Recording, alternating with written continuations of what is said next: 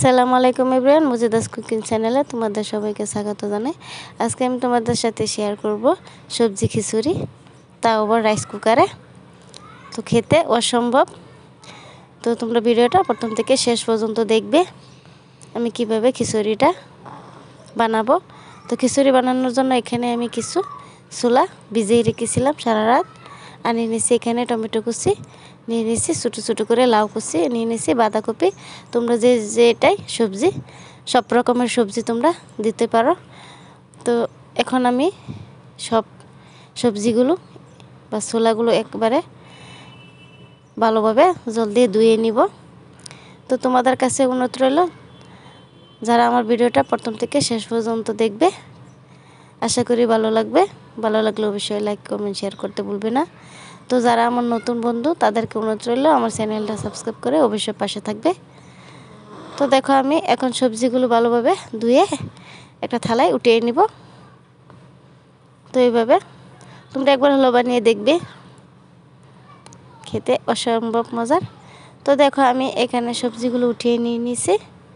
তো আর দেখো এখানে আমি কিছু লাউ, তো দেখো এখানে আমি কিছু চাল নিয়ে নিয়েছি, আর নিয়ে নিয়েছি কিছু মুগের ডাল। তো তোমরা যে কোনো চালটাও নিতে পারো, না চাইলে আতপ চালটাও নিতে পারো। তো এখন আমি চাল আর ডালটা ভালোভাবে জল দিয়ে কষলিয়ে 2-3 বার জল দিয়ে ভালোভাবে একেবারে ধুয়ে নিব পরিষ্কার করে।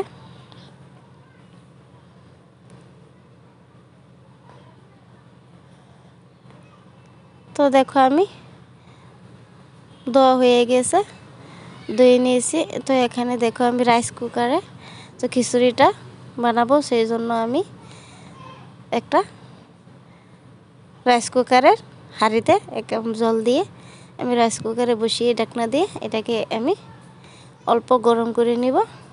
তো দেখো অল্প গরম হয়ে গেছে। তো এখন আমি চাল আর ডালটা দিয়ে দিব। তো দিয়ে এখন আমি সব সবজিগুলো এখানে দিয়ে দিব একেবারে, তাহলে সব একেবারে সিদ্ধ হয়ে যাবে, চালটাও ভালোভাবে গলে যাবে। তো সবজিগুলো দেওয়া হয়ে গেছে। তো এখানে আমি এখন দিয়ে দিব অল্প লবণটা দিয়ে দিবি। লবণটা দেওয়ার কারণে সবগুলো সবজি একেবারে সিদ্ধ হয়ে যাবে। তো কিছুক্ষণ পরে ফিরে আসছি। তো দেখো এখানে বলক উঠে গেছে। তো এখন এই পর্যায়ে আমি দিয়ে দিব কাঁচা লঙ্কা। তো তোমরা জালটা তোমাদের পছন্দ অনুযায়ী খাবে, যে যতটুকু বেশি খাবে সেই অনুযায়ী নিবে। তার দিয়ে দিব অল্প পেঁয়াজ কুচি, আর এখানে দিয়ে দিব অল্প জিরার গুঁড়ো, আর দিয়ে দিব অল্প হলুদ গুঁড়ো। এখন অল্প নাড়াচাড়া করে নিব। তো তোমরা হলুদ গুঁড়োটা অল্প কমিয়ে দিবে, যেহেতু খিচুড়িটা খেতে ভালো লাগবে। বেশি হলুদ দিলে তা আবার ভালো লাগবে না, কিছু একটা গন্ধ আসবে। তো দেখো তো খিচুড়িটা প্রায় হয়ে গিয়েছে, একের সবগুলো সবজি সিদ্ধ হয়ে গিয়েছে, চাল ডাল সবগুলো নরম হয়ে গেছে। তো এখন এগুলোকে আরও 5 মিনিট অল্প রান্না করে নেব। তো এখানে আমি দেখো আমি গ্যাসটা অন করে একটা কড়া বসিয়ে দিয়েছি। তো এখানে দেখো আমি তেল দিয়ে দিয়েছি ফোড়নের জন্য, দিয়ে দিয়েছি কালো জিরা, আর দিয়ে দিয়েছি পেঁয়াজ কুচি। তো এটাকে আমি এখন ভালোভাবে জাল দিয়ে ব্রাউন কালার করে নিব খিচুড়ির জন্য।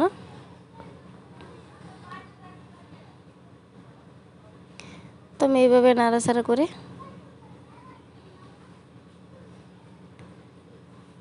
তো দেখো এটা হয়ে গিয়েছে।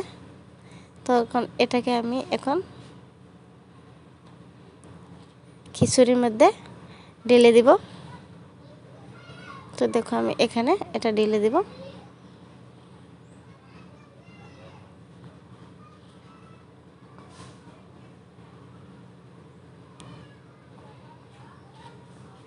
এখন এটাকে নাড়াচাড়া করে আমি নিয়েছি, একেবারে মিশিয়ে নিয়েছি তেলটা।